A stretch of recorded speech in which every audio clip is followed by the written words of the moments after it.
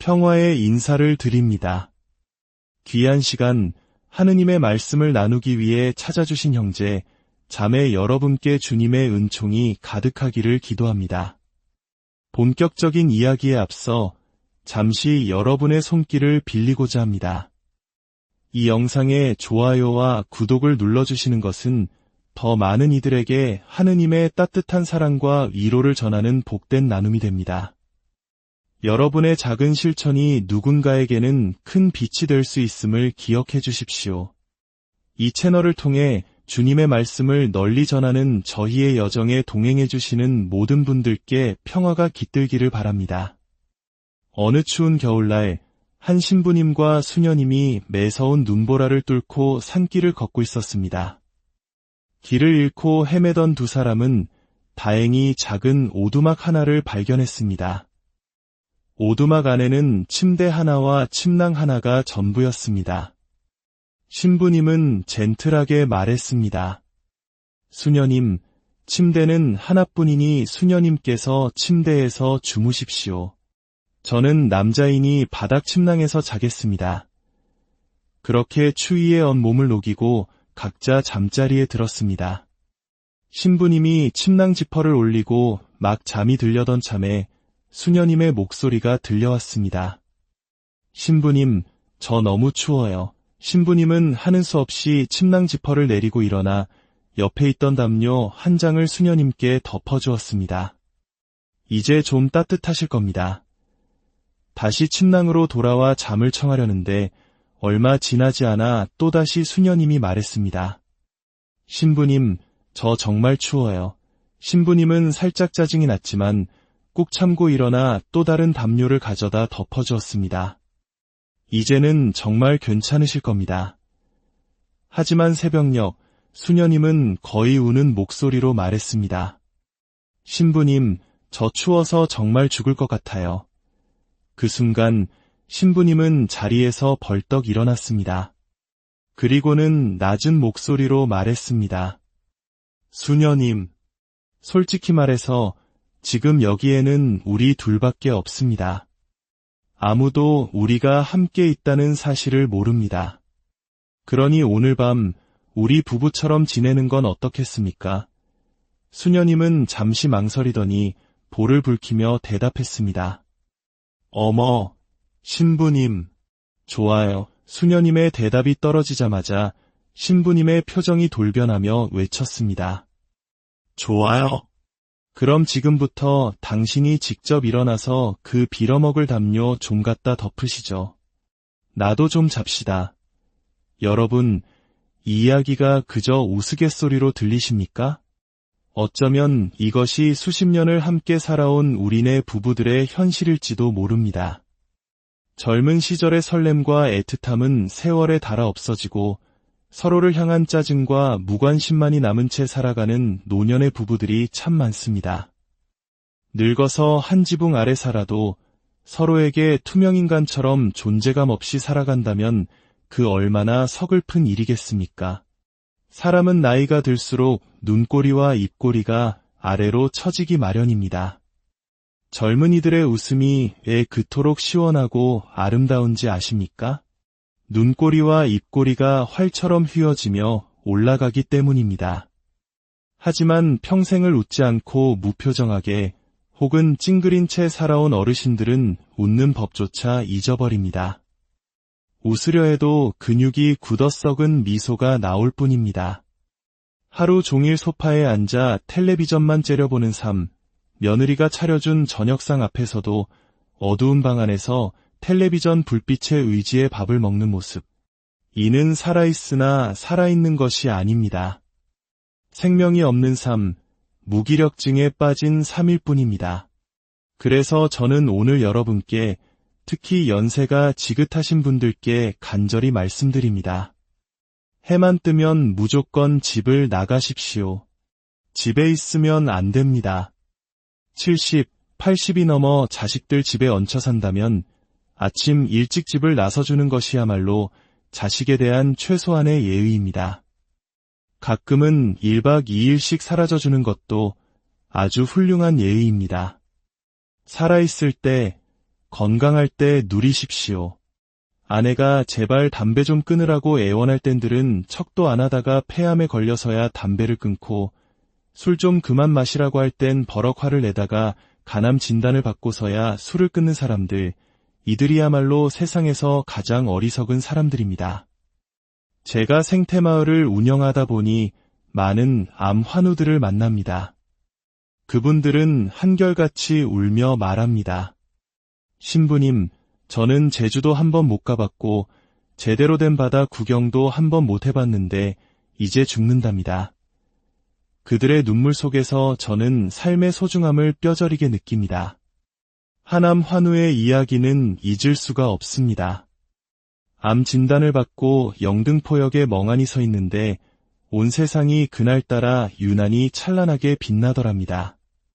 폐지를 가득 실은 리어카를 끌고 가는 할아버지의 구분등이 너무나 힘차 보이고 포장마차에서 땀 흘리며 떡볶이를 파는 아주머니의 얼굴이 그렇게 부러울 수가 없더랍니다.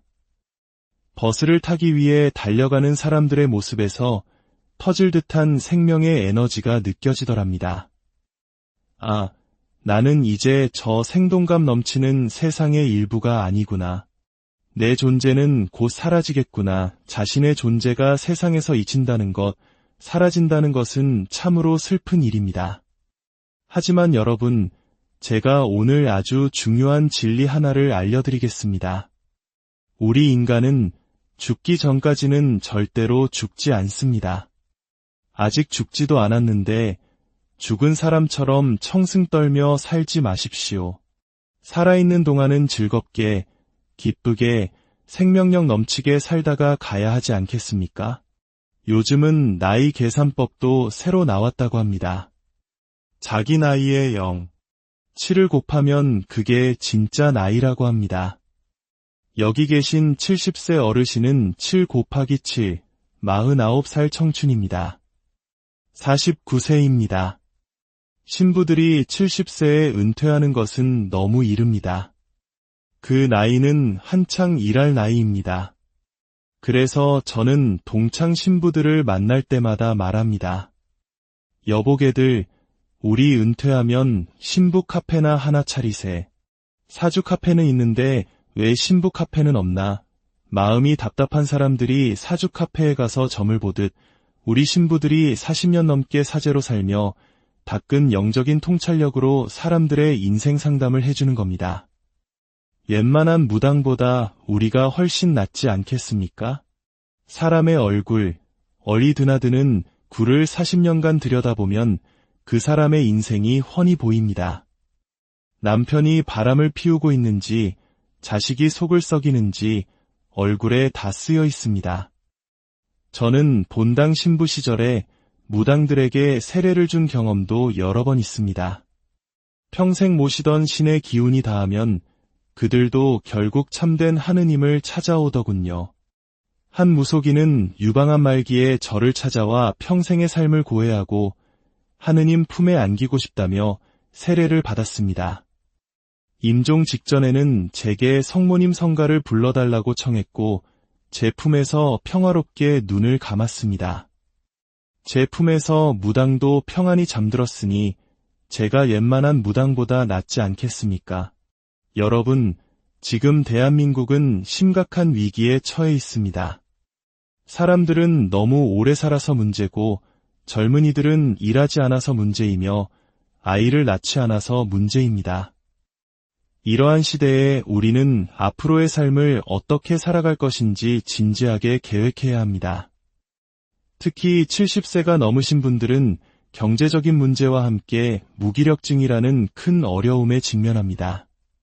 돈이 없으니 어디 돌아다니지도 못하고 하루 종일 집에만 갇혀 있으니 웃을 일이 없습니다. 웃지 않으니 얼굴 근육은 굳고 온몸의 기력은 쇠하여 소파와 한몸이 되어 텔레비전만 째려보게 되는 것입니다. 자식들이 모두 떠난 텅 빈 집에서 늙은 부부만 마주 앉아 있으면 깨가 쏟아질 것 같습니까? 천만의 말씀입니다. 신혼 때나 쏟아지는 것이지 나이가 들면 남편이 옆을 지나가도 투명인간이 지나가는가 보다 하고 맙니다. 사는 게 아무런 재미가 없는 것입니다. 이러한 무기력과 절망 속에서 우리를 구원할 것은 무엇이겠습니까? 바로 하느님의 사랑 안에서 새로운 사명을 발견하는 것입니다. 저는 작년에 아프리카 잠비아의 무풀리라라는 곳에 다녀왔습니다. 인구 1만 5천 명 중 에이즈 환자가 1,600명에 달하는 죽음의 그림자가 짙게 드리운 땅입니다. 그곳에서 우리나라 수녀님들이 에이즈에 걸린 아이들을 돌보고 있었습니다. 부모를 잃고 자신마저 병든 아이들에게 약을 주고 영양제를 먹이며 그들의 작은 생명을 지키기 위해 헌신하고 있었습니다. 그곳에는 80만 평에 달하는 광활한 농장이 있었지만 수녀님들은 고작 2만 평밖에 농사를 짓지 못하고 있었습니다. 포크레인도 트랙터도 없이 오직 맨손으로 농사를 짓고 있었기 때문입니다. 맨손으로 짓는 농사가 얼마나 고된지 아십니까? 한 사람이 1,000평 이상을 감당하기 어렵습니다. 저는 수녀님께 약속했습니다. 걱정하지 마십시오. 제가 한국에 돌아가서 2억 원을 마련해 보내드리겠습니다. 신학교 시절 제 별명이 황뻥이었습니다. 일단 큰 소리부터 치고 보는 버릇이 있었죠. 한국에 돌아와 강론 때마다, 강연 때마다 아프리카의 안타까운 사연을 전했습니다. 여러분, 여러분의 재산 중 10분의 1은 여러분의 것이 아닙니다. 하느님께서 어려운 이웃을 도우라고 맡기신 것입니다. 놀라운 일이 벌어졌습니다. 성당 신자들뿐만 아니라 절에 다니는 분, 교회에 다니는 분, 심지어 종교가 없는 분들까지 정성을 보내주시기 시작했습니다. 3개월 만에 목표했던 2억 원이 모였습니다. 하지만 그 후로도 후원금이 계속 들어왔습니다. 2억이면 된다고 그만 보내달라고 차마 말할 수가 없었습니다. 보내주신다는 성의를 어떻게 거절하겠습니까?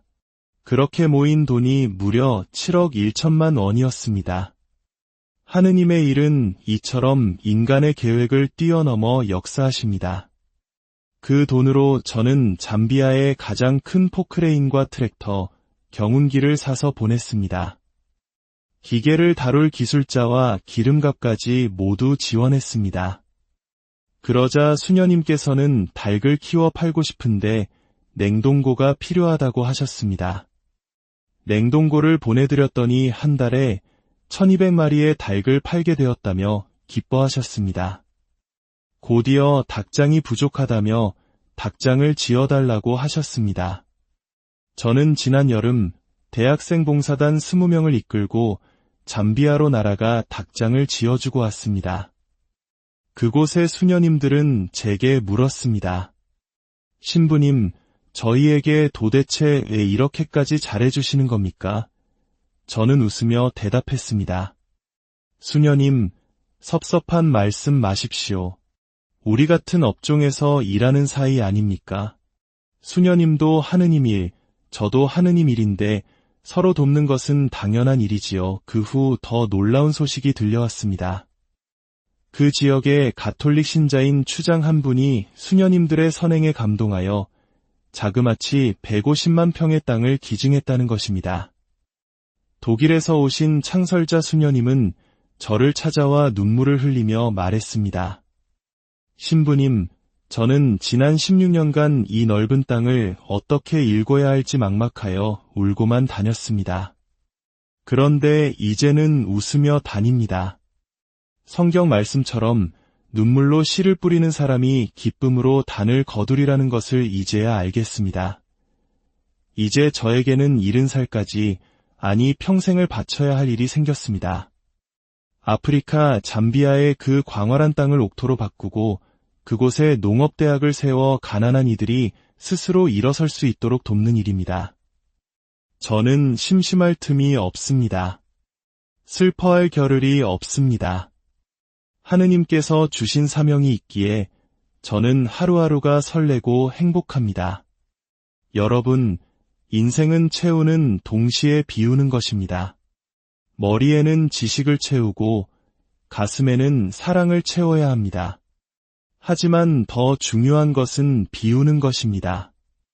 교만을 비워야 타인의 지혜를 받아들일 수 있고, 욕심을 비워야 마음의 평화를 얻을 수 있습니다. 잘 비우는 사람만이 진정으로 잘 채울 수 있으며, 기쁨과 보람으로 가득 찬 인생을 살아갈 수 있습니다. 죽음이 두려운 이유는 무엇입니까? 막연한 공포 때문이기도 하지만 사랑하는 사람들과의 생리별 때문이기도 합니다. 내가 사라진 세상에서 피어날 진달래와 벚꽃을 보지 못한다는 슬픔, 사랑하는 이의 손을 더는 잡아주지 못한다는 아쉬움 때문입니다. 하지만 기억하십시오. 살아있는 동안 마음껏 사랑하고 마음껏 나누고 마음껏 기뻐한 사람은 죽음 앞에서도 당당할 수 있습니다. 후회 없는 삶을 산 사람은 죽음이라는 마지막 여정 또한 평화롭게 받아들일 수 있습니다. 살아있을 때 사는 것처럼 산 사람은 죽어서도 영원히 살 것이요. 살아있을 때 죽은 것처럼 산 사람은 죽어서도 영원히 죽을 것입니다. 우리가 죽을 때 가져갈 수 있는 것은 재물이 아닙니다. 땅도 집도 아닙니다. 오직 우리가 쌓은 아름다운 추억과 우리가 베푼 선행과 하느님을 향한 굳건한 믿음뿐입니다. 사랑하는 형제, 자매 여러분, 과거에 얽매여 후회와 원망 속에서 살지 마십시오. 아직 오지 않은 미래를 걱하며 불안에 떨지도 마십시오. 하느님께서 우리에게 허락하신 오늘이라는 선물을 충실히 살아가십시오. 오늘 만나는 사람을 더 사랑하고 오늘 할 수 있는 선행을 미루지 말고 오늘 느낄 수 있는 기쁨을 마음껏 누리십시오. 그것이 바로 하느님의 나라를 이 땅에서부터 살아가는 지혜입니다. 마지막으로 하남 한우가 세상을 떠나기 전 제게 보내온 편지의 한 구절을 나누며 오늘의 이야기를 마치겠습니다. 누군가 제게 가장 좋아하는 것이 무엇이냐고 묻는다면 저는 망설임 없이 하늘을 바라보는 것이라고 답할 것입니다. 새벽 하늘, 해 질녘 하늘, 낮과 밤의 하늘. 하늘은 언제나 자유롭고 무한하며 아름답습니다. 하늘을 보면 제게 이 삶을 선물해 주신 주님의 사랑에 감격하여 울고 싶고 또 웃고 싶어집니다. 이토록 아름다운 하늘을 바라볼 수 있게 하신 주님의 그 크신 사랑에 진심으로 감사합니다. 영광이 성부와 성자와 성령께 처음과 같이 이제와 항상 영원히. 아멘. 성부와 성자와 성령